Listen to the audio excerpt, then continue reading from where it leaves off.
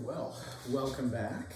And actually, before I begin, let me just go ahead and grab another pen here.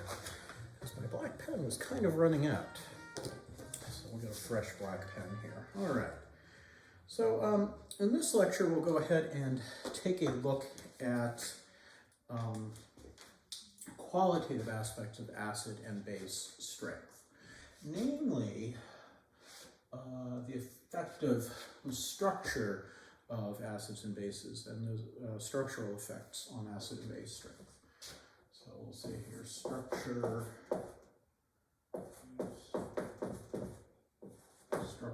effects on acid and base strength.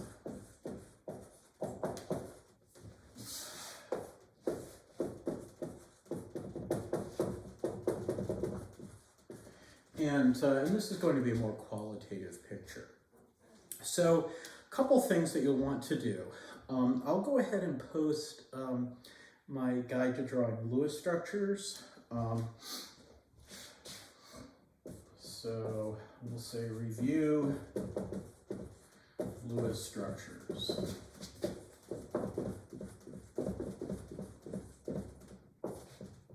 And I believe that is chapter 9, chapter 8 or chapter 9. Don't hold me to that. I forget exactly which chapter, but I'll let you guys know. And I'll post a handout for that too, a guide for that. So you do want to be comfortable with drawing structures. All right. So the acronym that is often used as a mnemonic device for remembering the factors, structural factors affecting acid and base strength is called ARIA. Sorry, REO. And these are roughly in order of importance, from most important to least important for determining strength of acids. And these are atom, identity, resonance, induction or inductive effects,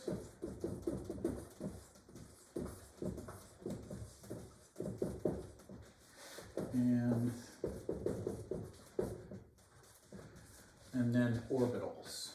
So if we have a structure and we can go ahead and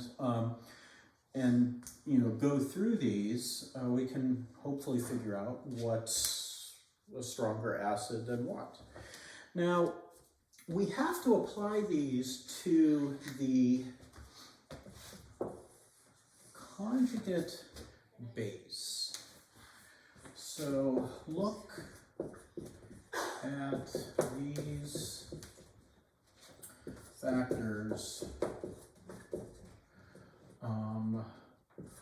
for conjugate base of a given acid.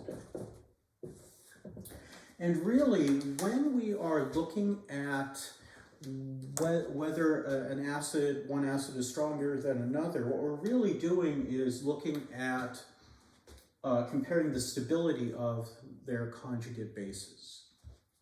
Okay, so we'll look at these factors. So we'll just say, maybe in parentheses here, I'll say compare stability. Well, actually, I'm going to write it as a whole new thing, I think. Here, I'll just erase that for now. So we're going to compare stability of conjugate bases. So here, you can go ahead and jot this down. This specifically is not in the text. This is actually something you will see in Chem 12, but I think it's pretty useful, so I introduce it in Chem 1B. All right, so let me erase here.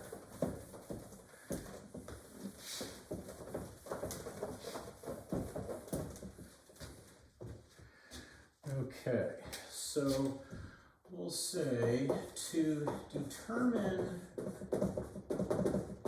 relative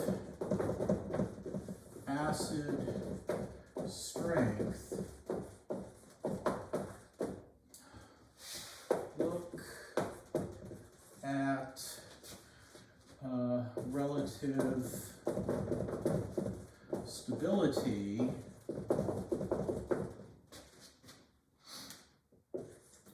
of conjugate base.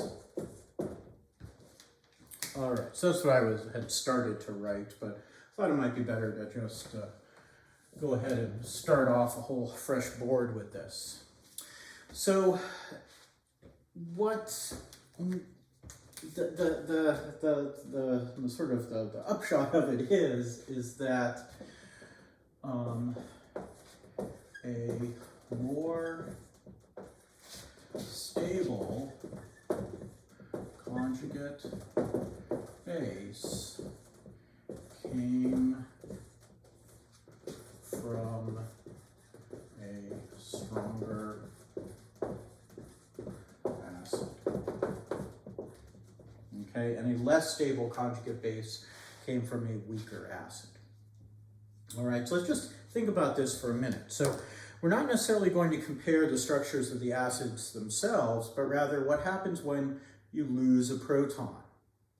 And take a look at that stronger, the conjugate base. Now, conjugate bases, and so we'll add another thing here, and we'll say here more stable conjugate bases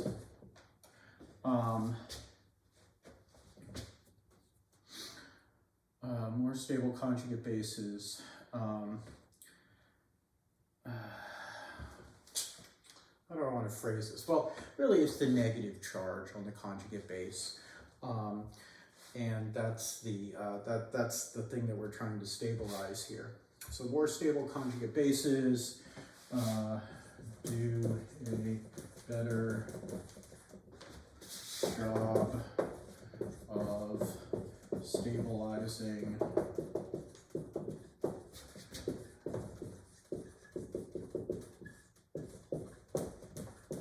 negative charge. Okay, so when we take HA, our acid here, and H plus A minus, this is our acid, and this is our conjugate base.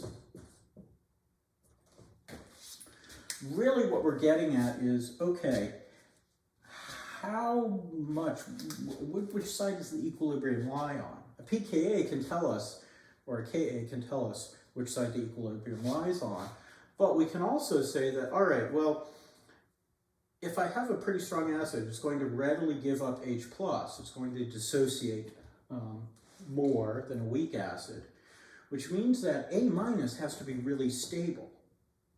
So if A- is pretty stable, or if the structure of A somehow stabilizes that negative charge, that means that it came from a stronger acid. So let's take a look at these factors then. And I'll go through these individually.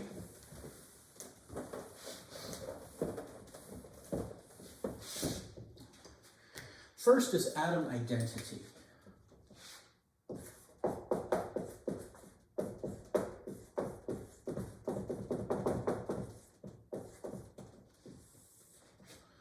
So a couple things to note here. The more electronegative an atom is, the better it will stabilize a negative charge. So more electronegative atom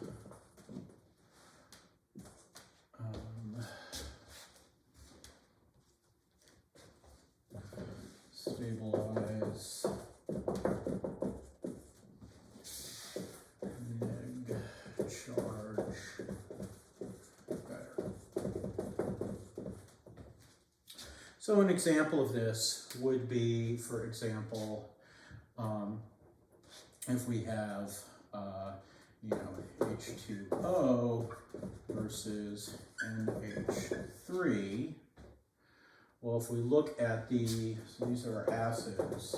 If we look at the conjugate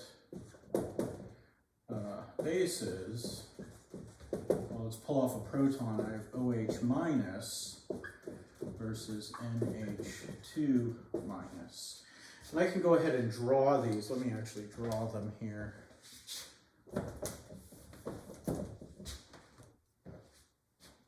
So HO and my lone pairs, negative charge, versus NH, lone pair, negative charge. So here, the OH minus is more stable because the negative charge is on the more electronegative oxygen. So that's more stable, which means that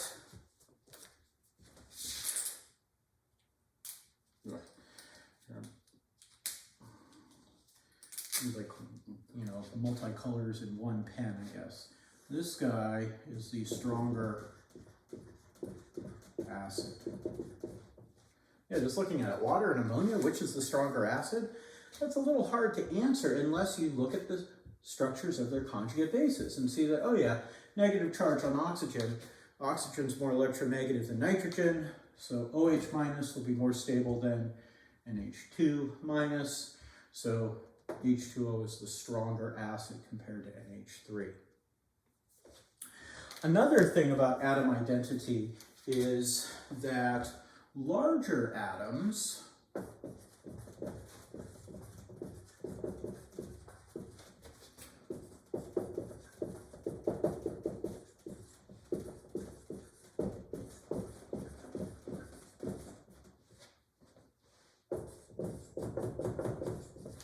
will stabilize negative charge better. So, for example, we could take a look at, for acids, HF versus HCl, what are our conjugate bases? F minus versus Cl minus. So in this case, Cl minus is bigger, so it's more stable, which means that it came from the stronger acid, so HCl is our stronger acid. Incidentally, that means that HBr is a stronger acid than HCl, and HI is a stronger acid than HBr. And that actually is the case. It's just in aqueous solution, they all behave as strong acids, so we don't really worry about it. That's why in Chem 1A we said that there were 6 strong acids: hydrochloric, hydrobromic, hydroiodic, sulfuric, nitric, and perchloric. Those are the 6 strong acids. And, but it turns out they're not all equally strong. All right, so the first thing to look at is the atom identity, and usually it's the most important, but not always. All right, let's look at the next factor.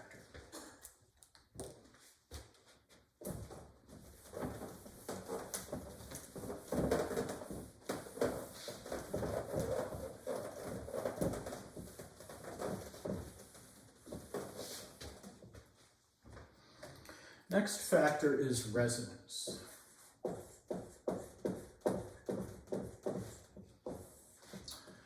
And what we'll say here is delocalization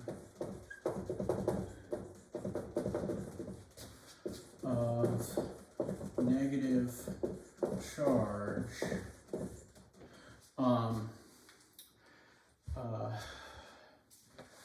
due to resonance.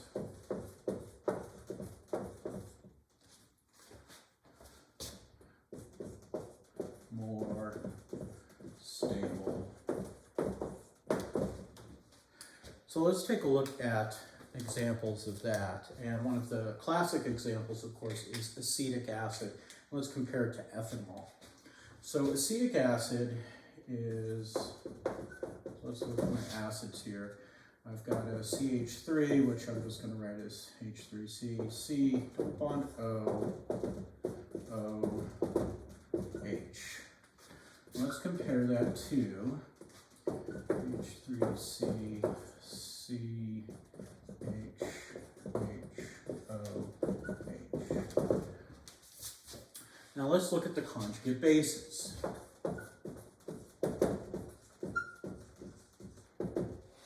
I've got H3C, C, bond O, O minus. And I can compare that to H3C, C, H, H, O minus there. But this guy has a resonance structure. Okay, so I could, if I wanted to, push electrons there and push those up there to make an equivalent resonance or an equivalent Lewis structure. It looks the same, just flipped over, but when it comes to resonance structures, we're not allowed to flip molecules. We're pretending everything's stuck to the board here. So I've got H3C, C, O minus bond O.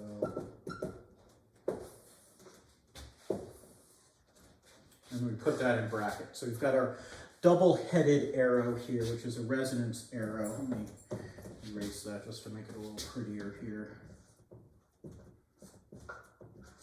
Notice it's not two single-headed arrows, it is a double-headed arrow. So what this resonance structure is saying is that it's saying that that negative charge is spread out over the two oxygens, okay? The actual, what acetate actually looks like is sort of a blend of these two with the negative charge spread out over the two oxygens. Here, negative charge is localized. So, neg charge localized. And here, the negative charge, so we'll say neg charge delocalized, more stable, which means that acetic acid is the stronger acid.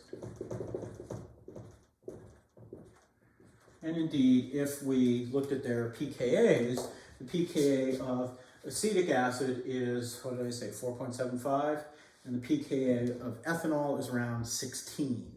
So it's, yes, definitely a much stronger acid. And that's simply due to the fact that, well, when this guy gives up its proton, it's actually reasonably stable. Whereas when ethanol gives up its proton, you have ethoxide, which has that negative charge concentrated on that one oxygen. I mean, it's kind of like hydroxide, except with an ethyl group here. And it's a strong base.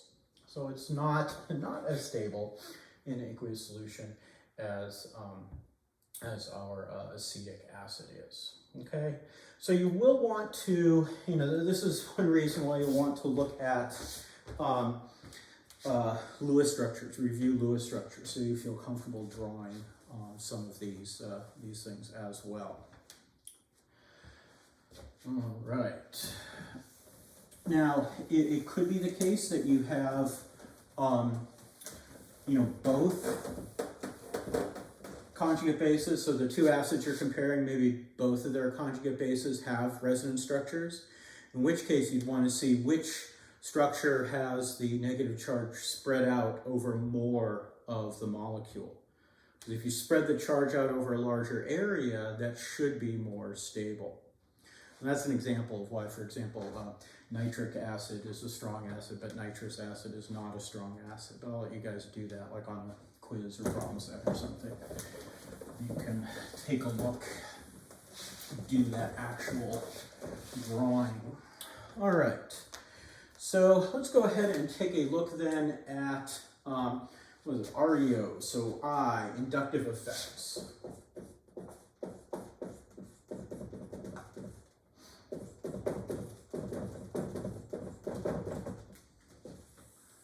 So for inductive effects, nearby electronegative atoms can help stabilize negative charges via induction. Now, what's electronegativity? Well, electronegativity, if you go back and look it up in chapters from Chem 1A, electronegativity is the tendency of an atom, when it's bonded covalently to another atom, it's the tendency of that atom to pull electron density towards itself. Well, that means that an electronegative atom that's in another part of the molecule, but still pretty close to the negative charge, can still play a role in helping to stabilize that charge. And so an example of that would be, let's say we have, let's do H3CCOOH versus Cl3CCOOH.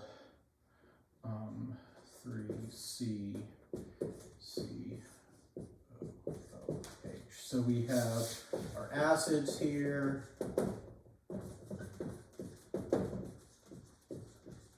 And then we'll look at our conjugate bases. So here we have acetic acid. I'm going to actually draw out the Lewis structure.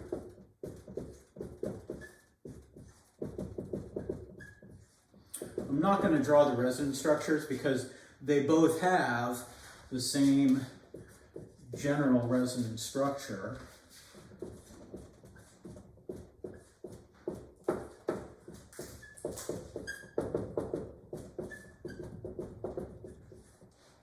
Put in my lone pairs here.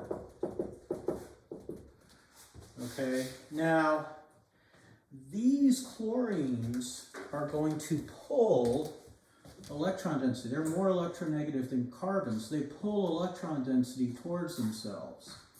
Well, if that carbon is a little electron deficient, it's going to try to pull electron density from, oh, the other end of the molecule has a negative charge. So this negative charge, that electron density will be pulled towards the more electronegative chlorines as well. It's not actually, delocalized onto these chlorines. It's just the chlorines have a little bit of a beneficial effect. So this one is more stable because those chlorines help stabilize that negative charge just that much more. And of course that means that trichloroacetic acid is then a stronger acid. And indeed, the pKa of trichloroacetic acid is around 0.6 compared to 4.75 for acetic acid. And this can work with other electronegative atoms as well. Often they're halogens because things like fluorine and chlorine are pretty electronegative. All right, now these inductive effects tend not to be as great as the other, as resonance and atom identity.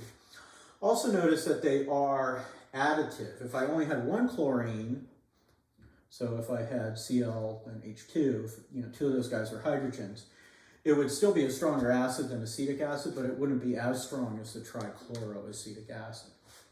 And if I had a longer carbon chain with the chlorines further away, that effect would be less as well. So it's the electronegative atoms, how electronegative they are, how close they are to the negative charge, and how many of them there are.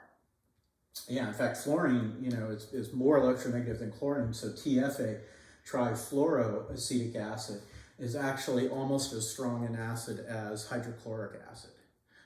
It's a pretty strong acid. All right, I'll let you guys copy that down. You can pause and jot that down. All right, we'll look at the last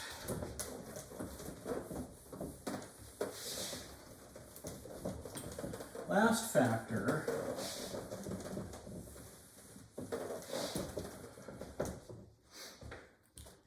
And that is orbitals.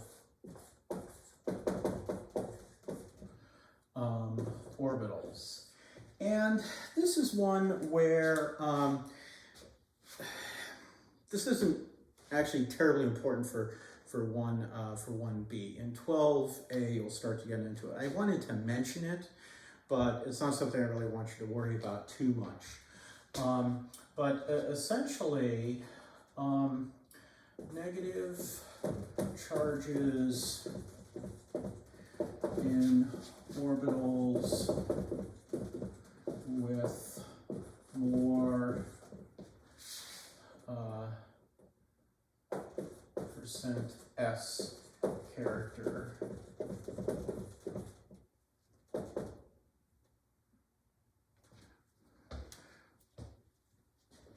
actually, I don't need to put that in quotation marks.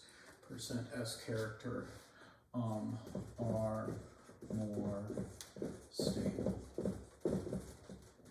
And this is like some kind of weird, some sort of weird thing. So like if I drew the following,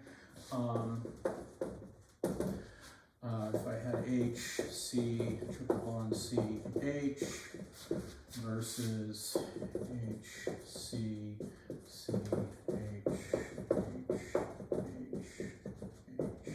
H. Okay, so if I pull off one of these hydrogens now, my conjugate bases here, I'll pull off this hydrogen. So I've got HC, triple bond C, lone pair, negative charge, versus, I'm just going to call that H3C, C, H, lone pair, negative charge. So now this lone pair is in an sp orbital. And then that lone pair is in sp3 orbital. So this has a higher percent S character. And what that means is that actually the electrons are held more tightly towards the a little closer into towards the nucleus of the atom, and so they're a little more protected and they're a little bit more stable. So this guy is more stable, and that means that acetylene is a stronger acid than ethane, which neither of them you should think of as particularly acidic, and they're not in general chemistry terms. But in organic chemistry terms, these acetylene, these alkynes, are reasonably acidic. The pKa of this guy is like 25. pKa of this guy is like 50. So, this is much more acidic, but still, pKa of 25. I mean, that's crazy. Remember ethanol? I mentioned a pKa of 16. That means ethanol is 1 billion times more acidic than acetylene. And acetic acid was already 10 billion times more acidic than ethanol. So yeah, I mean, these factors can be used to explain relative acidities, which is a stronger or weaker acid. You wouldn't necessarily want to use them at this stage to try to predict, is this a strong acid? It's like, gosh, I don't know, compared to what? So you'll always see these types of problems dealing with, explain why something is a stronger acid than something. Or looking at these two structures, which one do you think would be the stronger acid? Explain. All right, so don't worry about these orbitals that much. Focus on the first 3. And I do want to mention that these factors are similar for looking at base strength. So to determine relative strength of bases, look at stability of conjugate acids. And in this case, so I've got my base here, and we'll do plus, H2O, and that's going to be BH plus, OH minus. So here what we want to look at is the stability of that positive charge. So we're going to look for factors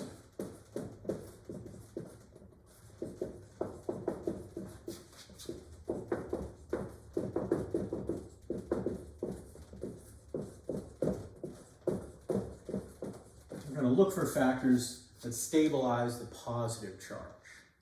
So, we could still have atom effects, except they're going to be less electronegative.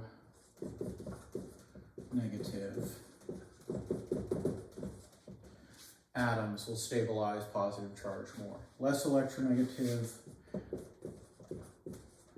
but also larger atoms they're still dispersing a charge over an area. It doesn't matter whether it's positive or negative, but electronegativity makes a difference. So carbon will do a better job of, supporting let's say nitrogen will do a better job of supporting a positive charge than oxygen would. So it's the reverse of what we saw before.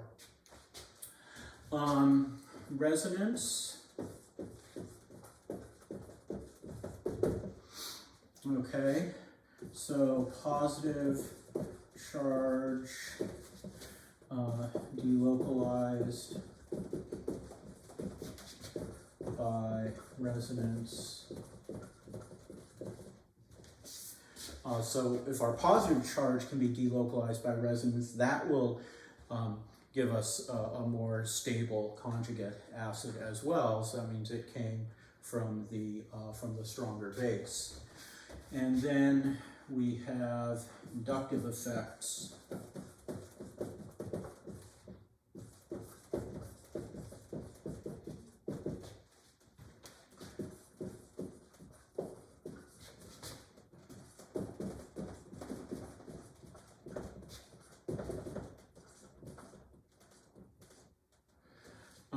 Nearby electron-rich structure. And I'm not getting too specific there. Basically, you want something that has a bunch of extra electron density, but isn't trying to hold on to it too tightly. A methyl group, a carbon with some hydrogens, has a little extra electron density that can help stabilize a nearby positive charge. But really, the first two are probably more important for looking at strength of bases. So we'll do some of these in an upcoming workshop. I'm not sure exactly which one, but we'll get there. And, we'll go over some examples and, we'll go from there. All right, well, I know that was kind of a long one, but there was a decent amount of stuff to talk about. So anyway, until next time, I'll see you at the Gray House with the White Trim.